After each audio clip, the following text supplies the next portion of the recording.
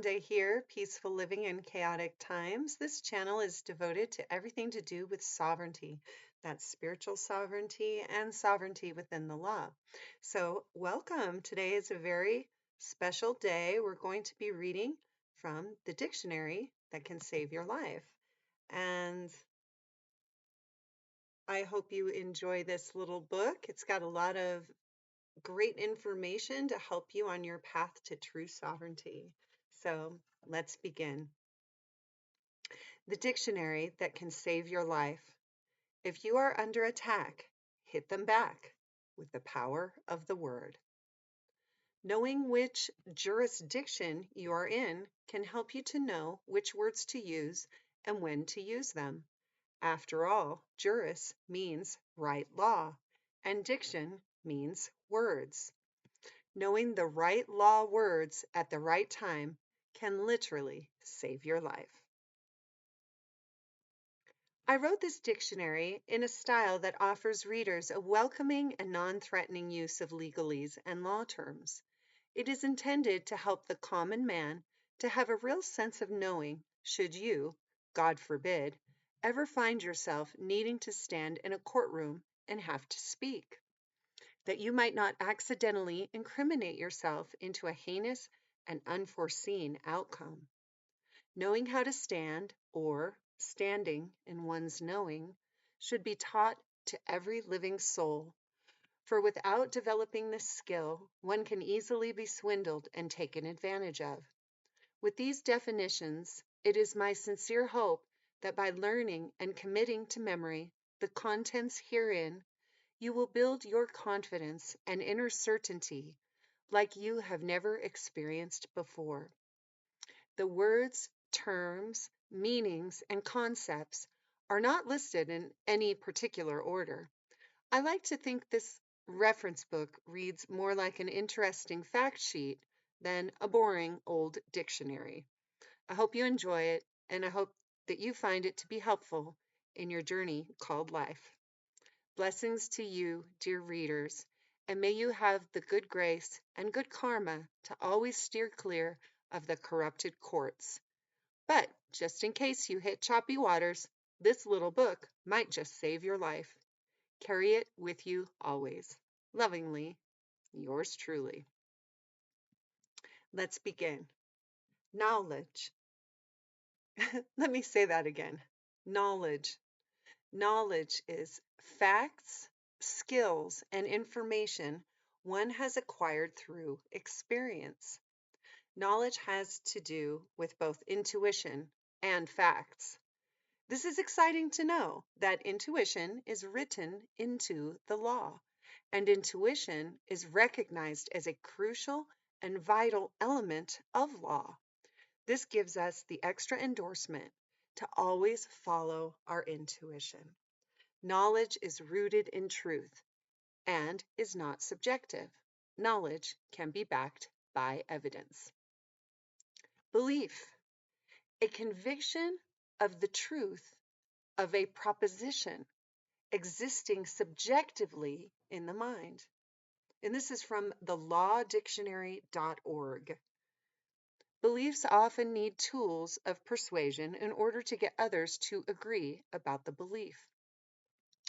The difference between knowledge versus belief. A belief comes from the mind and can be true or not true, whereas knowledge, or to know, is from a deeper place inside of the soul and is indeed fact. One's knowing is, one's knowing is undebatable, yet many will still try to debate it.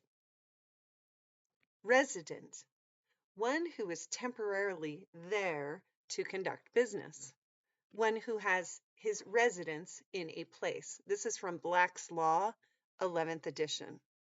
Resident and inhabitant have two completely different meanings. A resident is one who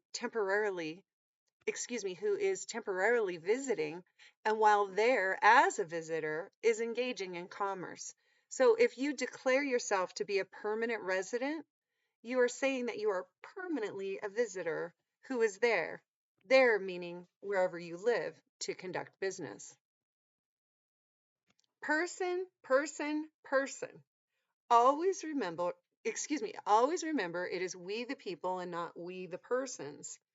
I recommend to never call yourself a person, for when you do so, it is likely that the corporate government players will then assume you to be a corporation. The word person sounds like purser. I wonder what a purser is. Could there be a similarity between a purser and a person? This is from Wordnik. Purser, the officer in charge of money matters on board a ship or commercial aircraft. Number two, an official charged with the keeping of accounts and the dispersing of money, specifically an officer who keeps the accounts of a ship and has charge of the provisions, the pay, etc., now called in the Navy paymaster. Number three, in mining, the paymaster or cashier of a mine, and the official to whom notices of transfer are sent for registration in the cost book.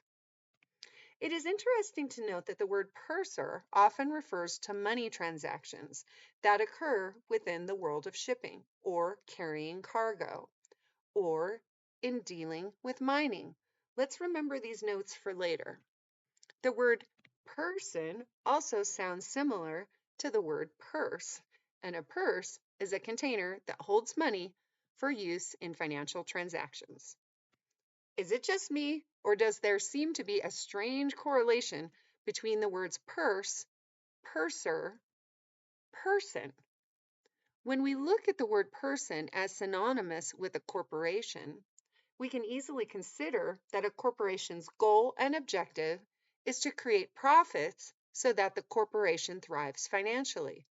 Remember, a corporation's existence relies on feeding its books, and a corporation has no feeling about the world of the living soul. For example, my being is not a corporation. My being is alive and spirit filled. I am not a dead entity, as would be the case if I referred to myself as a person. This may sound far-fetched at first consideration, but as we do a deep dive into the meanings that are used in each law form, we will begin to see the significance of why the corporate government wants us to believe that we are persons and not people. The bottom line is simple. A people cannot be traded as a commodity for financial gain, and a person can. So, if you break it down even further, you could literally replace the word person for slave. And this can help to see the bigger picture in a clear light.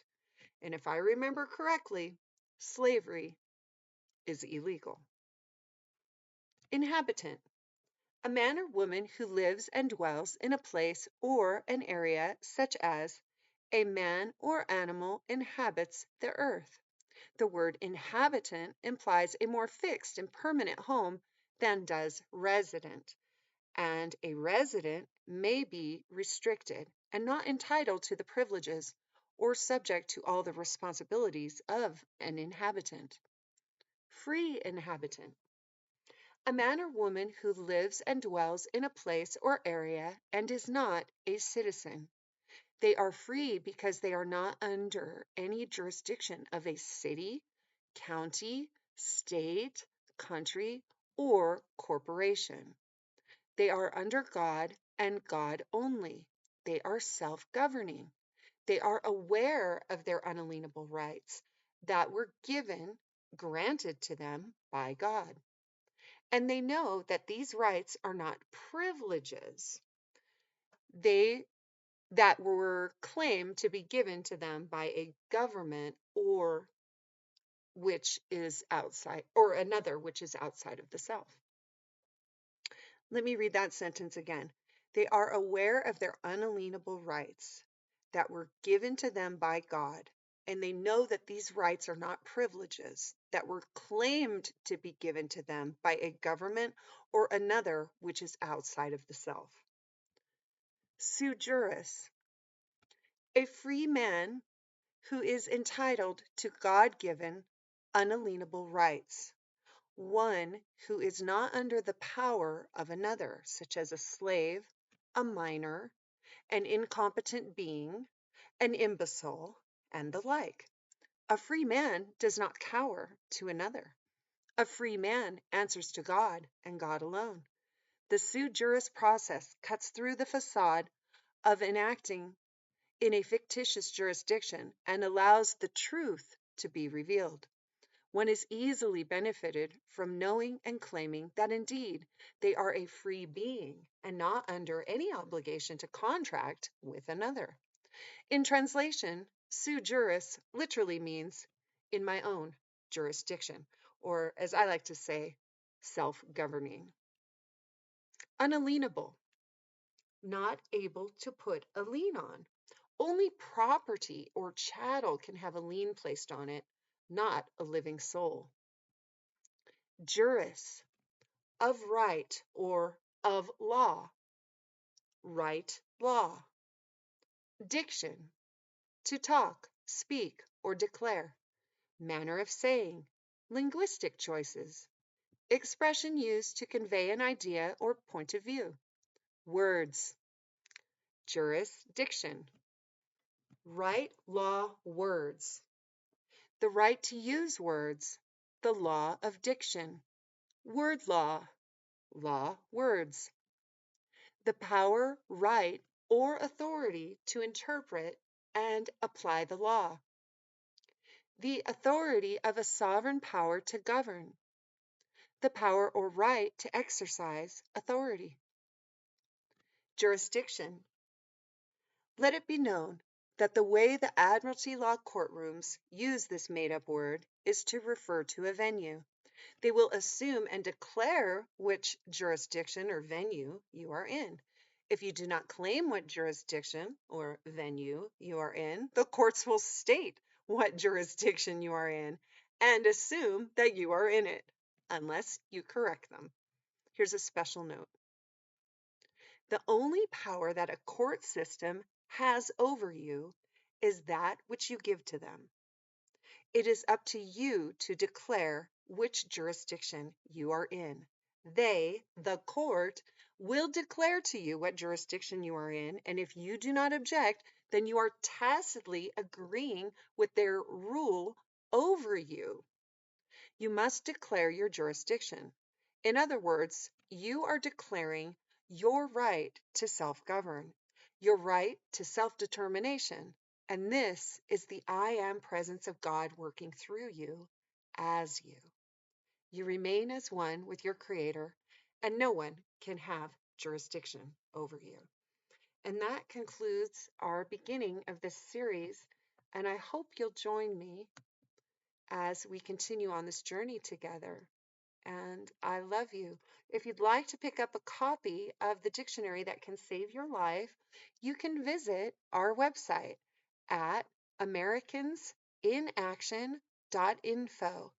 And there is a PDF ebook available, and so a digital format available, and there's also the hard copy. We say hard copy, but tangible, physical. It's actually spiral bound.